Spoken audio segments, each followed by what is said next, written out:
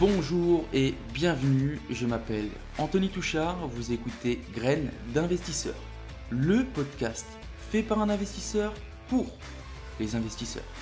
Ici on parle d'immobilier, de développement personnel et d'entrepreneuriat. L'objectif de ce podcast est de vous donner des clés et des conseils et pourquoi pas vous aider à entreprendre le changement de votre vie. Alors installez-vous confortablement et je vous souhaite une bonne écoute. C'est parti.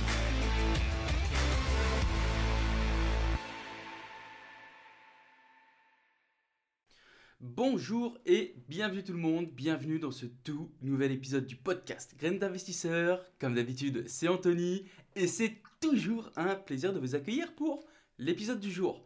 Les amis, j'espère que vous avez la forme, que vous avez la pêche, que vous avez passé une très bonne semaine. Pour ma part, on est plutôt pas mal. J'ai bouclé ma compta, c'est fini pour 2021, on va commencer celle de 2022. Et plein de bonnes choses qui se préparent. J'ai mes offres de prix qui ont été signées, ça y est. Donc, tu vois, c'est plutôt pas mal. Moi, franchement, je suis dans un beau mood cette semaine. Bon, les amis, je voulais juste vous dire un peu des petites news. Je pense qu'on va stopper un peu l'actualité immobilière de la semaine. Tout simplement, en fait, parce que là, en fait, on est au mois de décembre. Donc, il va y avoir les fêtes qui vont arriver. Et en fait, je remonte chez moi dans le nord, d'où je suis originaire. Et le problème, c'est que avec l'actualité immobilière, je ne peux pas enregistrer trop en avance. Tout simplement parce que, en fait, stopper l'actualité immobilière, ça va me faire gagner du temps. Mais surtout, en fait, voilà, comme je vous dis, je suis limité dans le temps pour enregistrer mes podcasts parce que, au final, pour que mon podcast soit hyper frais à cause de cette rubrique actualité immobilière, eh ben, il faut qu'il soit fait un jour ou maximum 2 jours avant. Du coup, en fait, ça me bloque dans l'enregistrement. Je peux pas pac- empaqueter mes podcasts et les enregistrer d'un coup pour sortir plusieurs épisodes sur une demi-journée, par exemple. C'est-à-dire que là, quand j'enregistre, du coup, je travaille un peu sur la trame de fond du podcast. Mais en gros, l'enregistrement, ce qui va me prendre peut-être un plus de temps, parce que déjà, il y a le temps que je passe à parler. Après, il y a le montage, il y a l'envoi sur toutes les plateformes, etc., etc. Ça me prend du temps. Alors que si j'empacte tout ça, je fais tout d'un coup, bah ça va me faire gagner grave du temps en fait. Donc je pense que je vais arrêter cette actualité immobilière au moins pendant quelques temps. Et en fait, ce qui m'a convaincu aussi, parce que j'y réfléchissais depuis un petit bout de temps à ça, en fait, j'ai eu plusieurs retours d'auditeurs. Et en fait, ils m'ont fait remarquer que c'est cool, cette rubrique, si tu écoutes les podcasts rapidement, dans la foulée. Mais en fait, j'ai certaines personnes qui sont arrivées en cours de route. Et en fait, ils commencent les épisodes à partir du début. Et en fait, ils m'ont expliqué que cette partie d'actualité immobilière, en fait, elle était plus du tout pertinente.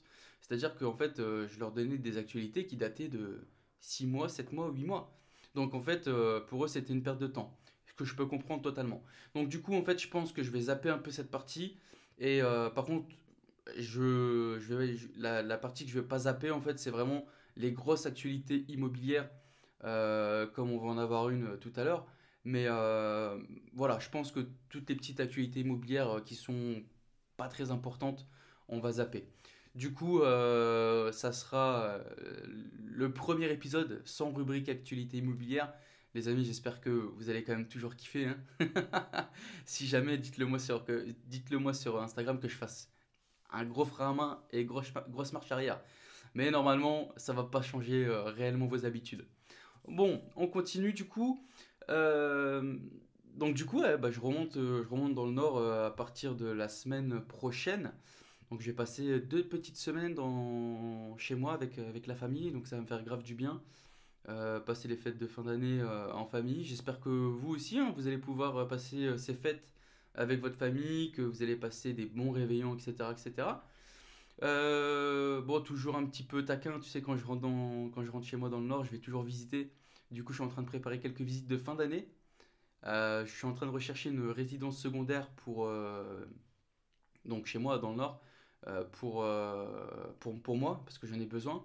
Alors, résidence secondaire dans le nord, ça fait pas trop rêver, je peux le comprendre, mais c'est vraiment nécessaire pour moi. parce que en fait, quand je rentre, je dois aller dormir chez de la famille. Et au début, ça allait, mais là, avec la petite et tout, ça me gêne plus qu'autre chose. Donc, je vais mettre un petit point, un petit accent sur cette recherche. Surtout que j'ai des critères un petit peu particuliers. Il faut quand même que je trouve quelque chose qui soit assez sympa et qui soit aussi compatible avec de la location Airbnb. Tout simplement parce que je vis pas 4 mois non plus dans le Nord par an. Donc, si je peux allier l'utile à l'agréable et qui me rapporte de l'argent, ça serait jackpot. Et ensuite, donc, du coup, je recherche ça. Et je recherche aussi un petit projet pour ce début d'année qui arrive très très rapidement, à grands pas. Et ça serait bien cool pour démarrer cette année et pour commencer, bam, exploser les objectifs de 2022. Donc ça serait vraiment pas mal. Donc là, ça va être 2 semaines. Alors je sais pas comment, je sais pas, je me rappelle plus, tu vois, je sais plus comment fonctionnent les agences pendant cette période. Mais je pense que on va pouvoir au moins caler quelques visites. Ensuite, on continue. Pour les personnes qui me suivaient sur la chaîne YouTube, donc à l'heure c'est vrai que j'avais un peu arrêté, ouais, j'avais un peu arrêté YouTube. En fait, j'avais plus mis à jour. En fait, quand j'ai fait cette coupure au niveau des podcasts, j'ai plus mis à jour en fait après les épisodes de podcast sur la chaîne YouTube. Il faut savoir que j'ai réactivé la chaîne, j'ai reposté l'ensemble des épisodes qui étaient manquants. Et également, je pense qu'à partir de 2022, je pense je vais commencer peut-être à poster autre chose que les podcasts sur la chaîne YouTube. Donc ça, c'est en fonction d'eux. On verra. Sinon, qu'est-ce que je peux vous dire de plus? Du coup, il n'y a plus cette rubrique, pardon, actualité immobilière. Du coup, je vous dis juste une grosse actualité qui est tombée cette semaine. Il faut savoir, les amis, que l'URSSAF est en mode snipers pour tous les loueurs de meublés. En fait, c'est tout simple, hein. Ils sont à la recherche des propriétaires qui seraient redevables du SSI depuis ces 3 dernières années. Je fais juste un petit rappel. L'URSSAF souligne que le seuil de 23 000 euros s'apprécie en cumulant les revenus de location courte durée et de longue durée au sein du même foyer fiscal. C'est-à-dire tout simplement, les amis, que toutes les personnes qui font de la LCD avec de la location longue durée en meublé, ils sont donc soumis automatiquement au dépassement des 23 000 euros, et ça, peu importe le seuil de votre revenu salarié. Donc ça, c'est une grosse news. Euh, c'est par chance, franchement par chance, je fais pas encore de Airbnb, tu vois, parce que moi, j'aurais été clairement dans la merde. Parce que là, le SSI, dès que tu fais du LMNP, peu importe que tu gagnes 30, 40, 50 000 balles par an, dès que tu fais du LMNP, dès que tu fais de la LCD, ça vient contaminer tous tes revenus LMNP, et du coup, tu n'es même plus soumis au plafond de tes revenus salariés et tu serais automatiquement soumis au plafond des 23 000 euros. Et moi, j'aurais été dans la merde, tout simplement. Donc attention les amis. Après cette actualité qui met du baume au cœur, je pense qu'on peut commencer la rubrique questions de la semaine. J'ai sélectionné 2 petites questions. Alors, vraiment, il y en a une, mais la deuxième, c'est plus un avis global que je vais donner. Je commence par la première. Bonjour Anthony. Donc, c'est un message qui nous vient de Laetitia. Bonjour Anthony, un gros merci pour tes podcasts. J'ai découvert ton podcast par un pur hasard et c'est super bien. Merci beaucoup. J'aurais une question pour toi. Est-ce que une SCI à l'IR, à l'impôt sur le revenu, a-t-on besoin d'un cabinet comptable ou peut-on faire la comptabilité soi-même? Si cabinet comptable, quel prix pour une SCI? Merci d'avance et encore merci. Laetitia, qu'est-ce que je peux te répondre? SCI à l'IR, pas de compta à proprement parler pour une SCI sur l'impôt au revenu. En fait, c'est transparent, c'est-à-dire que l'argent de la SCI est l'argent des associés. Donc en gros, ça sera déclaré comme sur tes revenus, comme son nom l'indique en fait, tout simplement. Maintenant, pour quelqu'un qui n'y connaît rien, vraiment, écoute, tu peux prendre un cabinet, c'est plus judicieux. Après un bilan moyen sur une SCI, je te dirais que ça coûte aux alentours quand même de 500, 600 euros. Alors, Est-ce que c'est positif ou négatif? Je sais pas, à toi de voir. Maintenant, les frais de comptabilité sont déductibles. Je dis ça, je dis rien. Mais non, S égale IR, tu peux aisément faire ta comptabilité. Enfin, quand je parle de comptabilité, c'est vraiment entre guillemets, mais tu peux le faire tout seul. Voilà pour ta question. Du coup, j'ai sélectionné une deuxième personne qui va se reconnaître, du coup, parce qu'on a discuté en privé. Mais c'est pas vraiment une question, mais c'est. Bon, je vais pas faire durer le suspense, je vais vous lire son texte. Bonjour Anthony, ce n'est pas vraiment une question, mais plus un point de vue. Je vais avoir 28 ans, bientôt 29, et aujourd'hui je n'ai aucun bien à mon actif. Je me suis. Je me dis juste que je vois beaucoup de jeunes qui investissent hyper jeunes, genre 20 ans, etc. Et je me dis que tous les jours, je me dis que j'ai raté un train, que j'ai un sacré train de retard. Même si je sais qu'il ne faut pas se comparer aux autres. Alors, j'aimerais savoir si tu as déjà ressenti cette sensation. Je suis preneuse de tous tes conseils. Merci à toi. Alors, écoute, comme je t'ai répondu en privé, euh, moi je crois que le plus important déjà, c'est de commencer et pas de se comparer. On y va, on a tous des parcours différents et le principal c'est de faire ce qui te correspond à toi, à ta vision, à ta vie. Ne te compare pas aux autres, encore moins surtout l'âge. Ça n'a aucune importance. Que tu commences à 20 ans, que tu commences à 30 ans, que tu commences à 40 ans, l'important c'est de commencer. Donc maintenant, comme on en a parlé, il faut savoir les amis que 20 ans, c'est pas une généralité. La plupart des personnes qui commencent l'aventure de l'investissement immobilier, on est plus dans les alentours des 30 que des 20. Donc, clairement, tu n'as pas un train de retard.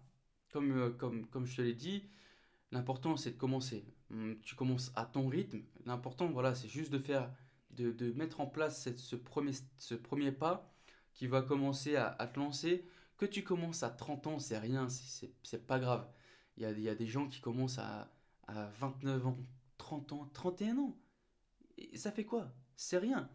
C'est ta vie, c'est tes choix.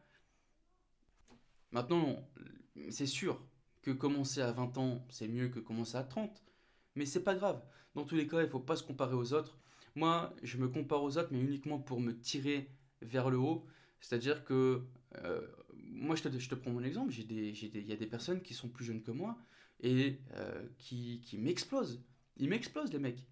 Est-ce que c'est grave? Non. Au contraire, moi, je me compare à eux pour aller toujours plus haut. Qu'ils soient plus jeunes, qu'ils soient plus vieux. Il y a des investisseurs qui ont 60 balais. Les mecs, pour moi, c'est énorme. Il y a des mecs qui ont 25 balais, ce qu'ils font à 25 ans, je trouve ça énorme.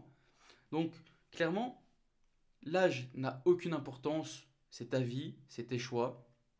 Donc, le principal, c'est voilà, de mettre en place ce premier pas, d'acheter ton premier bien. Et qui sait, tu peux pas savoir le futur, mais imagine-toi, tu vas faire un parcours dans l'immobilier de 20 ans en 10 ans.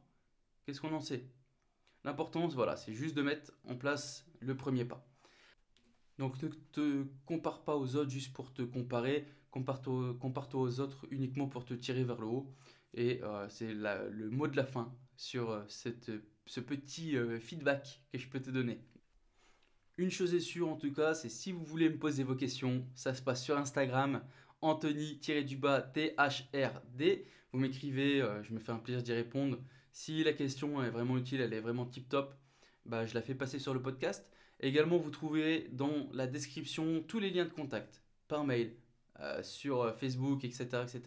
Mais je ne vais pas vous mentir, c'est sur Instagram que je suis le plus présent. Voilà les amis, dans tous les cas, faites partager ce podcast, la petite promo. Partagez ce podcast. Si vous êtes sur un Apple device, un iPhone, un iPad, un i2, ce que vous avez chez Apple, vous pouvez noter ce podcast 5 étoiles et mettre un petit commentaire. Ça fait toujours plaisir. On continue les amis, du coup, chose promise, chose due. La semaine dernière, je vous ai parlé du sujet du jour. On va parler de l'inflation. L'inflation, j'ai décidé de faire ce podcast parce que, en fait, je me suis rendu compte que l'inflation n'était pas comprise par beaucoup de monde.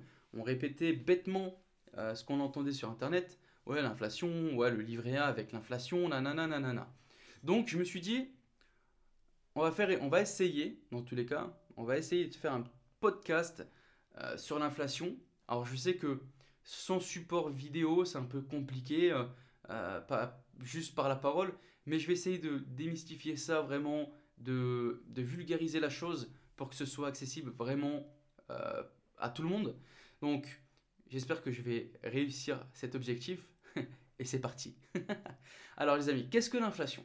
L'inflation en fait, tout simplement, c'est les prix qui augmentent. En gros, prenons ton compte bancaire, d'accord? Tu as 10 000 € sur ton compte bancaire. Au fil du temps et de l'inflation, tes 10 000 € n'auront plus la même valeur.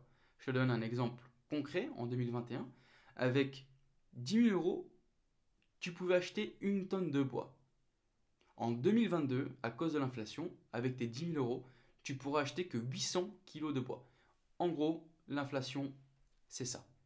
C'est la perte de valeur de la monnaie.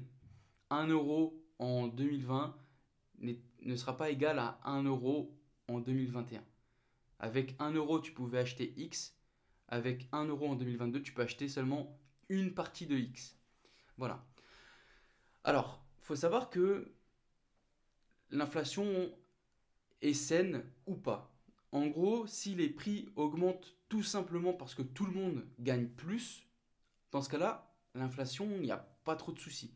Si demain tu gagnes, je ne sais pas, tu gagnais 1 000 € et demain, bah voilà, tu gagnes plus que 1 000 €, mais que les prix en contrepartie ont aussi augmenté, dans ce cas-là, c'est une inflation qui est plutôt saine. C'est-à-dire que tu vas gagner plus, mais automatiquement tout le marché va lui aussi augmenter. Donc au final, bon, l'un dans l'autre, tu gagnes plus, mais tu gagnes en fait exactement pareil.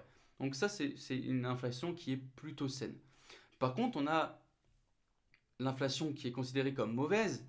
C'est comme ce qui s'est passé pendant cette crise. On parle ici d'une inflation de marché. Mais alors, qu'est-ce que c'est, Anthony, l'inflation de marché? Eh bien, attends, je vais t'expliquer. Alors, en gros, l'inflation de marché, c'est quoi? C'est,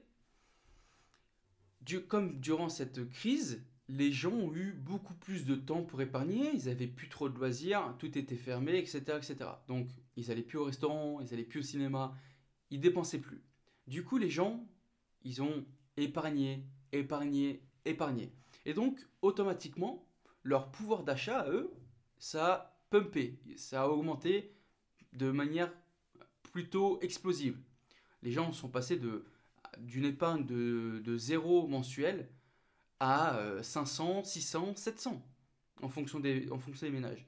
Par contre, la production mondiale, elle, ça s'est drastiquement réduit. C'est-à-dire que toutes les entreprises, toutes les usines, etc., ils ont levé le pied sur la production, tout simplement par peur de produire beaucoup trop, etc., etc.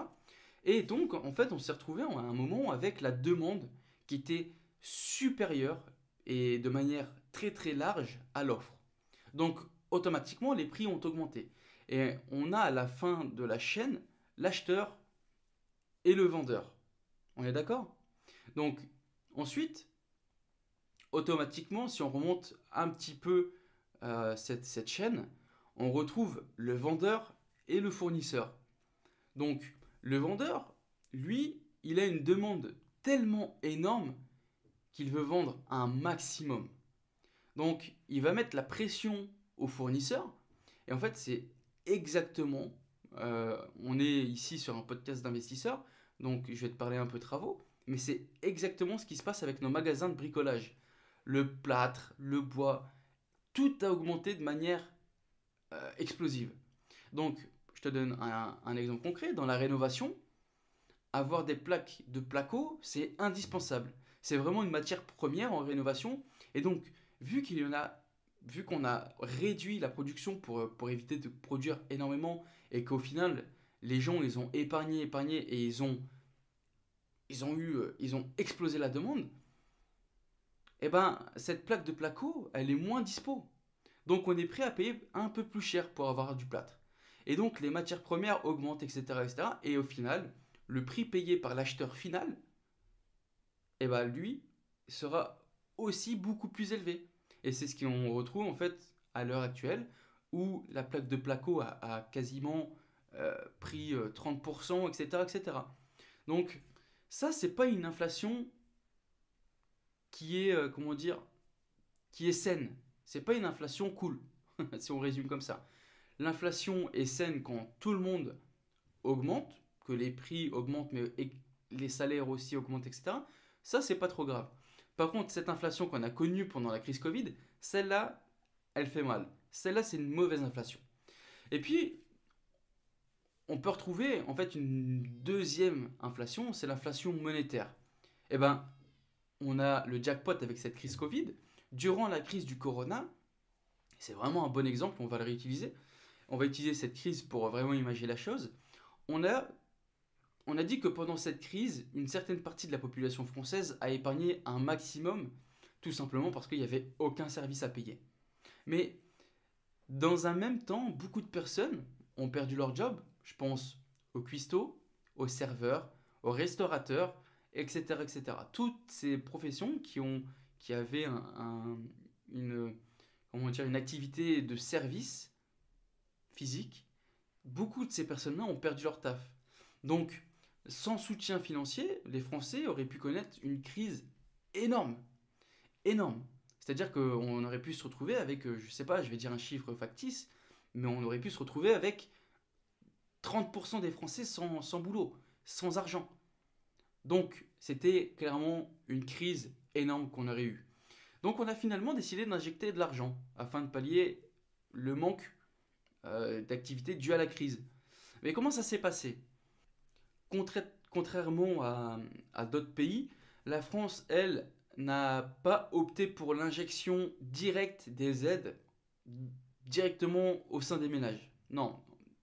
Ça, c'est ce qui s'est passé par exemple aux États-Unis. Aux États-Unis, le gouvernement a directement donné des chèques à des personnes physiques, à monsieur X, à madame Y, pour subvenir à leurs besoins. En France, par contre, on n'a pas fonctionné comme ça, ou je ne suis pas au courant, mais on a soutenu les entreprises en versant de l'argent pour maintenir un salaire minimal.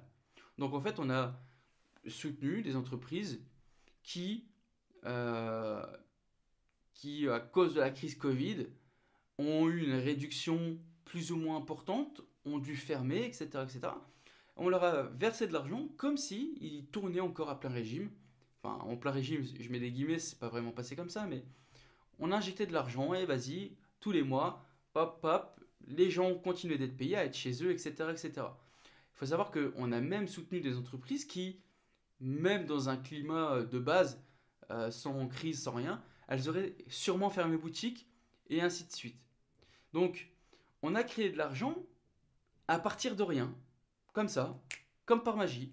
Il y a de l'argent qui a atterri sur la table, il y a de l'argent qui a été donné à des entreprises, etc., etc.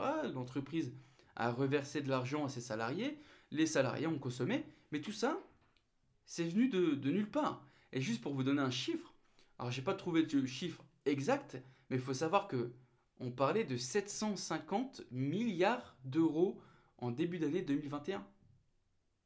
750 milliards. Donc moi, la question que j'aimerais soulever, c'est surtout qui va rembourser cet argent qui n'existe de nulle part? Est-ce qu'on va faire, comme certains prédisent, on va faire un grand reset de la dette mondiale, mais ça, les amis, oubliez complètement, ça, ce serait n'importe quoi. Maintenant, moi, j'aimerais euh, vous, vous orienter sur quelque chose que je trouve énorme. Donc en France, on injecte 750 milliards d'euros sortis, créés de nulle part, etc. Maintenant, je vous raconte tout cela, mais si vous êtes aussi sur tout ce qui est marché boursier, marché crypto, etc., vous pouvez peut-être vous demander pourquoi les marchés financiers, les marchés crypto, les ETF, etc., tout ça, pourquoi ils sont au plus haut level? On connaît une crise phénoménale, et pourtant, les marchés boursiers, ils sont au top du top. Eh bien, tout simplement parce que l'usage de base de ces injections financières qui ont été données là, ces 750 milliards, eh ben, faut savoir que euh, l'usage de base n'a pas été respecté. Beaucoup de personnes, vu qu'ils n'avaient rien à faire, vu qu'ils étaient chez eux, qu'il n'y avait rien d'ouvert, il n'y avait rien de fermé, eh bien, il y a beaucoup de personnes qui se sont lancées sur la bourse, sur la crypto, etc., etc. Tout ça a fait que on a déréglé les marchés avec avec des pumps et des dumps incroyables. Incroyables. Je vous laisserai voir ce qui s'est passé sur les marchés en 2021. En mars, plus précisément, allez voir en mars ce qui s'est passé sur les marchés boursiers, sur les marchés crypto. C'est insane, c'est n'importe quoi. Donc, maintenant, clairement, on ne peut rien y faire. C'est un mouvement global. Et à moins de former tout le monde, enfin tout le monde, au moins la France, à moins de former la France entière sur, sur un mouvement global, l'inflation va suivre son cours jusqu'à son essoufflement. Mais par contre, nous, ce qu'on peut faire, c'est qu'on peut mettre des choses en place pour se protéger de l'inflation. Parce que si tu ne te protèges pas, ton euro actuel n'aura pas la même valeur que ton euro demain. Donc comment on peut faire pour se protéger concrètement? Eh bien ça va te paraître bizarre, mais en fait, je vais te citer des choses que je viens de citer, tout simplement. Alors, on a la bourse, on a les cryptos, on a l'immobilier, on a les métaux et on a du prêt, euh, des prêts immobiliers. Alors je vais commencer par l'immobilier parce que logique, l'immobilier ça reste mon produit principal dans l'investissement. Alors c'est surtout qu'en France, pourquoi ça reste quelque chose de vraiment tangible pour se protéger contre l'inflation? Bah, en France, on a une pénurie de logements neufs. C'est c'est connu. On sait que tous les ans, on ne produit pas assez de logements neufs euh, pour tous les Français. C'est-à-dire qu'il y a encore beaucoup de personnes qui ont toujours ce besoin d'être logées. Et il faut savoir que dans une optique future, l'immobilier ne peut qu'augmenter sur la distance. Bien sûr, il y aura des hauts et des bas, mais quoi qu'on en dise, il y aura toujours une part de télétravail plus importante qu'avant la crise. Donc beaucoup de personnes cherchent à s'excentrer des grands centres-villes pour avoir un terrain, pour avoir de la nature, etc., etc. Et en France, je vous rappelle, mais on est capable de se faire financer à 100 ou 110%, tout en faisant rembourser son prêt par un locataire. Même si c'est un peu moins vrai au niveau des prêts 110% ces derniers temps, parce que c'est un peu plus compliqué, etc. etc. Mais c'est une tendance focus sur quelques années. Sur une tendance globale, vous allez voir que ça va revenir. Donc, en France, on a la chance de se faire financer à 100. Allez, on va rester sur du 100%, comme ça on ne fait pas des trucs de ouf. Mais 100%, c'est déjà énorme. C'est déjà énorme. C'est-à-dire que tu te fais financer à 100%. Tu n'as quasiment pas d'apport à mettre. C'est énorme. Alors, quoi de mieux pour se protéger contre l'inflation? Obtenir un prêt que tu vas rembourser contre un taux d'intérêt, surtout qu'en ce moment ils sont de plus en plus faibles. Tu fais de l'argent à partir de rien. Donc clairement, tu gagnes. Tu es gagnant dans l'histoire au niveau de l'inflation. Donc ça, c'était l'immobilier. Le deuxième pilier, ça serait la bourse, parce que depuis la création de la bourse, on a toujours été au plus haut. Par contre, attention, les résultats passés ne présagent pas les résultats futurs, comme d'habitude, les marchés boursiers et compagnie. Mais sur une vision long terme, moi je dis oui. Sur une vision long terme, je reprends le graphique de la bourse depuis la création.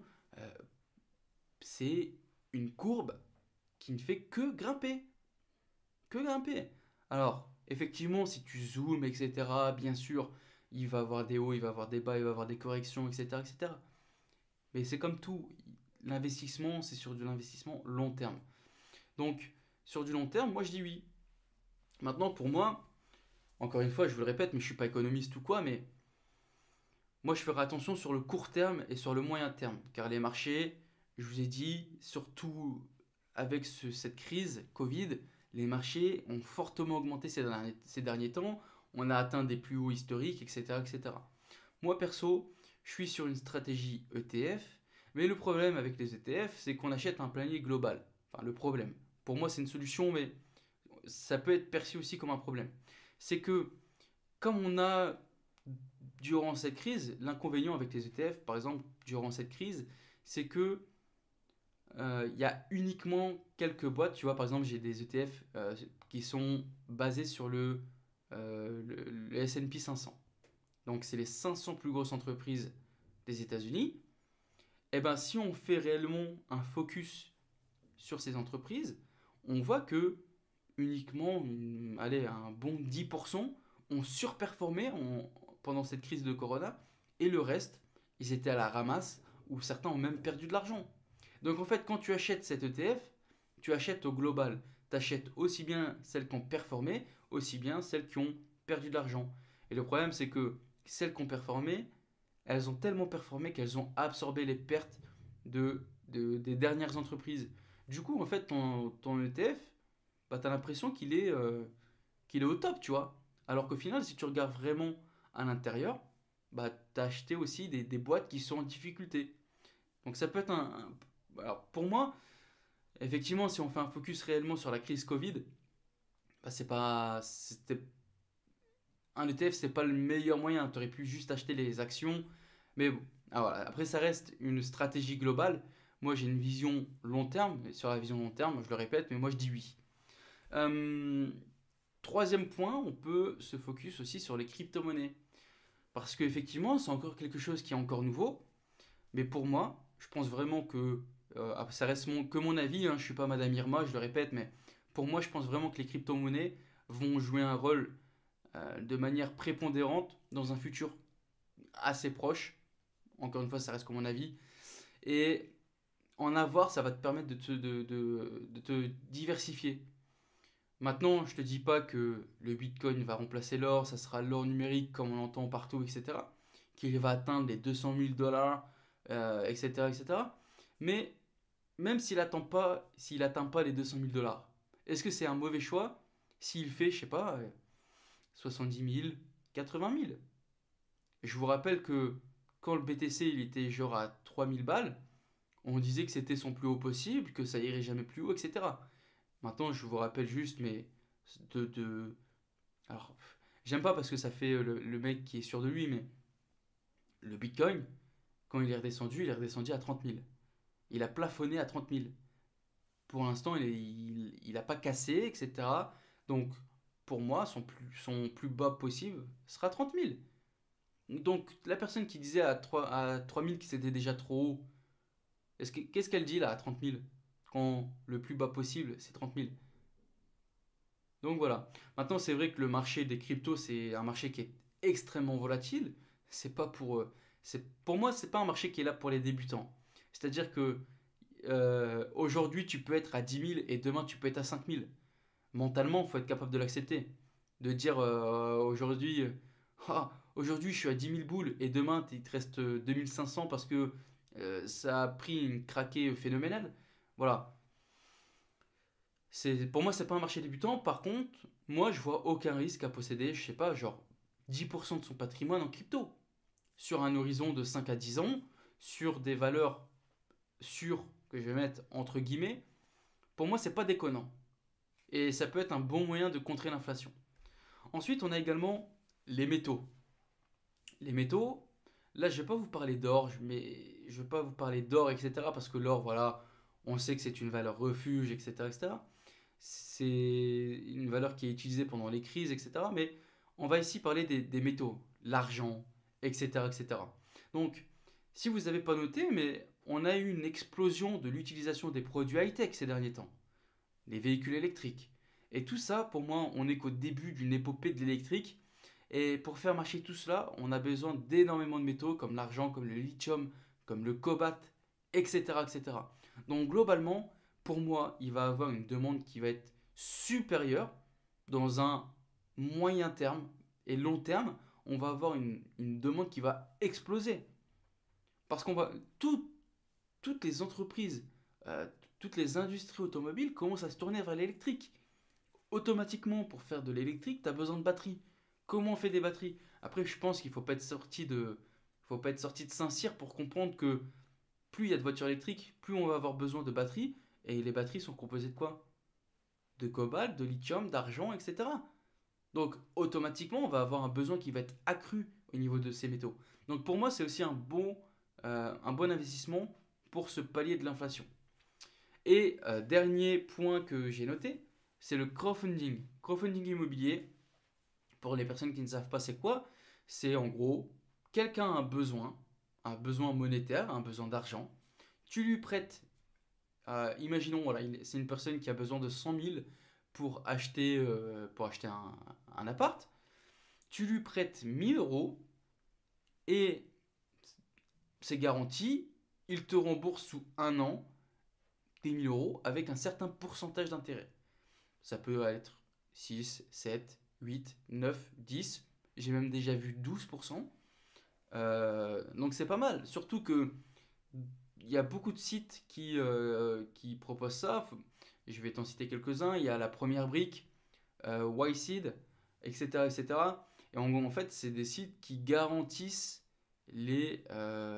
comment dire, qui garantissent les prêts.